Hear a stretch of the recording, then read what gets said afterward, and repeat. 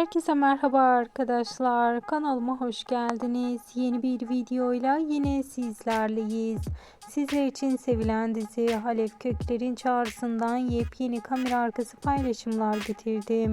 Dizi oldukça sevilen, oldukça reytingli bir dizi ve en heyecan verici sahnelerden olan mağara sahnesinin bugün kamera arkası görüntüleri geldi.